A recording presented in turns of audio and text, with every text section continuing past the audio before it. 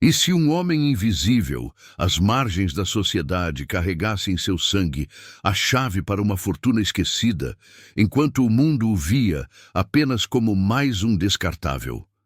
Em uma noite chuvosa de 2023, sirenes cortam o silêncio de uma metrópole agitada. Um homem de meia-idade, roupas rasgadas e rosto marcado pela exaustão, é levado às pressas para o pronto-socorro de um hospital público lotado. Enfermeiros correm, monitores apitam e o paciente, sem documentos ou família, luta para descrever dores que o atormentam há meses, fadiga que o derruba, erupções que ardem na pele, fraqueza que o impede de andar. Os médicos, sobrecarregados, suspeitam de desnutrição ou infecção comum, algo esperado em alguém que vive nas ruas. Mas testes rápidos revelam um enigma genético, algo que ninguém esperava. Enquanto o caos do hospital continua, milhões vivem sem acesso à saúde básica, invisíveis até que o destino intervenha. Essa não é só uma emergência médica, é o início de uma revelação que expõe as falhas de um sistema que ignora os vulneráveis. João Silva, 45 anos, é mais do que um rosto esquecido. Ele já foi um trabalhador da construção civil, um pai de família, um imigrante com sonhos de estabilidade. A crise de 2008 arrancou tudo: o emprego, o lar, a esposa que partiu levando a filha pequena. João desceu uma espiral cruel, da pobreza à indigência, dormindo em vielas, se alimentando de restos. Suas dores articulares, erupções cutâneas e cansaço extremo começaram há anos, mas sem médicos, ele achava que era só fome e frio. No hospital, enfermeiros o tratam com desconfiança. Para muitos, ele é apenas mais um caso sem história. Uma assistente social com expressão cansada observa que pacientes como ele chegam sem passado, sem registros, difíceis de ajudar. Dados cruéis pairam no ar. 40% dos moradores de rua nos Ipirdelilhuá não recebem atendimento médico regular e sua expectativa de vida é 20 anos menor que a média. João, em um depoimento rouco, murmura: "Eu não escolhi isso. A vida me empurrou." Ele cresceu em uma família humilde de imigrantes portugueses, brincando em quintais de terra batida. Depois trabalhou orgulhoso, sorrindo ao lado da filha bebê. Mas a vida escureceu. Demissões, despejos, noites sob marquises. Hospitais públicos, lotados, dão minutos para avaliar pacientes como ele, enquanto filas crescem. Um especialista em saúde pública aponta: o sistema não foi feito para os invisíveis. Eles são números, não pessoas. Enquanto João jaz na maca, fraco, seu corpo guarda um segredo prestes a mudar tudo. Suas mãos calejadas, marcadas pela luta, contrastam com o que o futuro revelará. Quer saber como a história de João se desenrola e o que ela revela sobre nossa sociedade? Inscreva-se no canal para acompanhar mais histórias que dão voz aos esquecidos. No pronto-socorro, o caso de João parece apenas mais um relatório noturno. Os médicos presumem o óbvio: desnutrição, talvez uma infecção agravada pela vida nas ruas.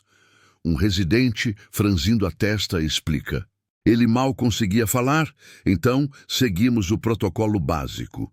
Exames de sangue mostram anomalias, enzimas estranhas, marcadores que não batem com diagnósticos comuns.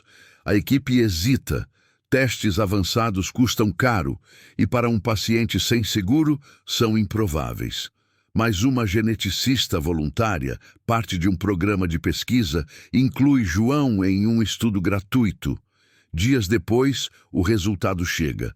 Ele tem a síndrome de Fabry, uma doença genética rara que causa acúmulo de gordura nos órgãos, levando a dores, insuficiência renal e colapsos.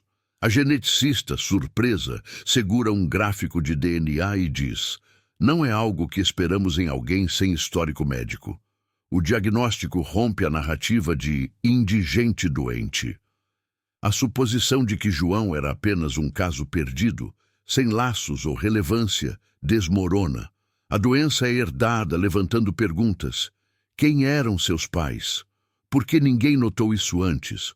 A geneticista, intrigada, decide traçar o DNA de João além do estudo. Seu sobrenome, Silva, é comum, mas combinado com marcadores genéticos, aponta para uma linhagem específica. Era como encontrar uma agulha no palheiro, ela comenta. A tensão nasce. E se João não for quem todos pensam? A sociedade o descartou, mas seu sangue carrega pistas de algo maior. Enquanto João permanece inconsciente, a verdade começa a surgir, prometendo mudar tudo. Por um momento, João acredita que venceu. O diagnóstico abre portas. Um programa de pesquisa oferece tratamento experimental gratuito, com enzimas que aliviam seus sintomas. Ele está em um quarto limpo, recebendo medicação intravenosa e um leve sorriso aparece em seu rosto. Eu me senti vivo de novo, confessa, voz rouca, mas esperançosa. Uma assistente social o ajuda com documentos, um banho quente, roupas novas. Gráficos mostram a redução de marcadores inflamatórios e João anda pelo hospital com passos mais firmes. Pensei que poderia reconstruir minha vida, ele diz. O hospital, pressionado pela atenção do programa, dá a ele um espaço temporário e a equipe celebra o caso como um sucesso raro, mas a vitória é frágil. O tratamento não cura, apenas controla os sintomas e o programa tem prazo. Um administrador, olhando planilhas, admite: não temos recursos para mantê-lo indefinidamente.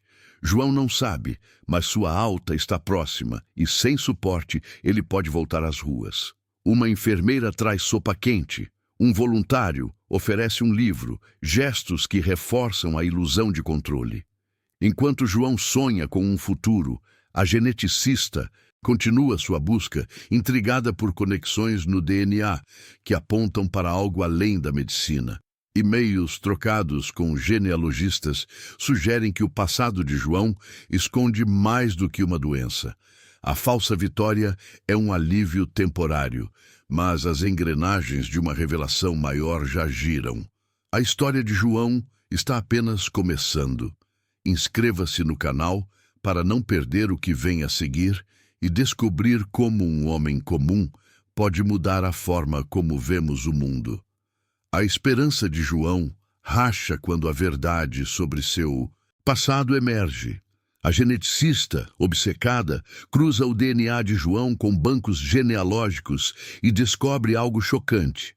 Ele é descendente direto dos Almeida, uma família de industriais portugueses que enriqueceram no século XX com fábricas têxteis. A fortuna, estimada em milhões, foi colocada em um trust após a morte do último patriarca, mas nunca reclamada por falta de herdeiros conhecidos. Documentos antigos mostram mansões e fábricas, enquanto a narradora explica: a família Almeida desapareceu na diáspora, mas o DNA de João contava uma história diferente. Advogados do Trust questionam a identidade de João. Um morador de rua, herdeiro de milhões? Improvável, diz um, folheando papéis. O hospital, sem cuidado com a privacidade, deixa vazar a história para a imprensa. Manchetes sensacionalistas aparecem. Indigente reclama fortuna perdida. A sociedade se divide. Alguns veem João como vítima de um sistema que ignora os pobres. Outros como oportunista. Protestos surgem fora do hospital, com cartazes exigindo justiça. Porque ninguém procurou herdeiros entre os desamparados, grita uma ativista. João, agora ciente da herança, está sobrecarregado. Eu não quero dinheiro, quero viver, diz, segurando a mão trêmula. A doença avança, seus rins estão falhando. A burocracia atrasa, testes de DNA adicionais são exigidos e advogados questionam se João é mesmo um Almeida. O sistema que o ignorou por anos agora duvida dele por causa de sua pobreza, aponta a narradora. A tensão cresce.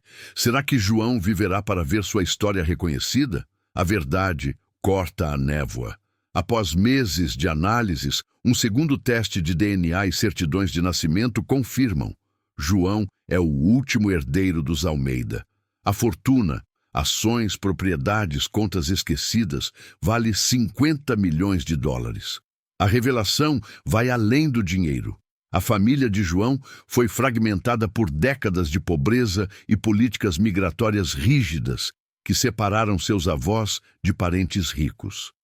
Ninguém procurou os Almeida pobres. Eles eram invisíveis, diz a geneticista, segurando um gráfico de ancestralidade. A mídia amplifica o caso e o público se indigna. Como alguém com tanto direito foi deixado para morrer nas ruas? Pergunta um jornalista em um talk show. Protestos crescem, com cartazes exigindo reformas no sistema de saúde. Ativistas apontam que doenças raras são subdiagnosticadas em comunidades pobres e João vira símbolo de negligência. Ele, ainda internado, assiste à comoção pela TV, olhos marejados. Eu era ninguém. Agora todos me veem, diz, voz fraca. A descoberta é agridoce. João tem uma herança, mas sua saúde piora, e a batalha legal pelo trust ainda não acabou. Ele sempre foi mais do que o mundo viu. O ápice chega em uma audiência judicial tensa. João, debilitado, enfrenta advogados que questionam sua legitimidade. Ele, em uma cadeira de rodas, tosse enquanto a geneticista apresenta evidências irrefutáveis. No meio da sessão, João desmaia. Um colapso renal causado pela doença. O tribunal entra em silêncio. Médicos o socorrem. A crise força a decisão. O juiz valida a herança e a fortuna é liberada. Parentes distantes dos Almeida aparecem, tocados pela história. Uma prima idosa em lágrimas abraça João. Você é nossa família. Sempre foi. João usa parte do dinheiro para fundar uma clínica gratuita para indigentes com doenças raras, chamada Esperança Almeida. Sua saúde melhora com tratamento contínuo, mas a doença deixou marcas permanentes. Não quero vingança. Quero que ninguém passe pelo que eu passei, diz, olhando para a clínica lotada. A sociedade responde: projetos de lei são propostos para incluir testes genéticos em atendimentos de emergência. Deputados debatem e a história de João força o mundo a olhar para os invisíveis. Ele, agora com roupas simples, mas dignas, caminha pela clínica, cumprimentando pacientes. Sua vitória não apagou o passado, mas abriu um futuro para outros.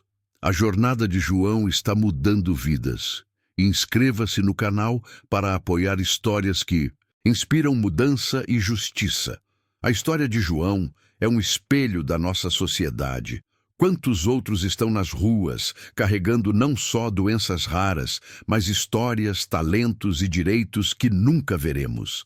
A negligência que quase matou João reflete um sistema que prioriza os visíveis, os ricos, os conectados, enquanto os vulneráveis são reduzidos a números.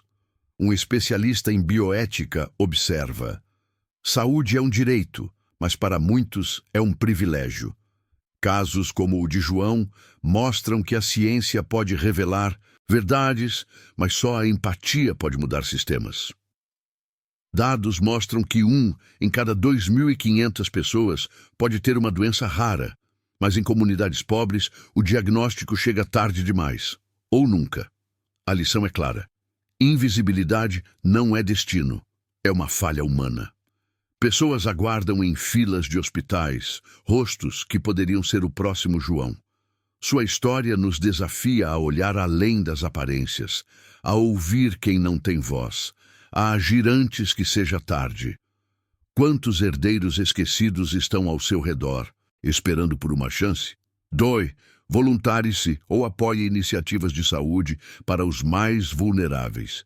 Inscreva-se no canal para mais histórias que transformam e compartilhe este documentário para espalhar essa mensagem. João, na clínica, sorri para uma criança, enquanto sua história ecoa, convidando todos a agir.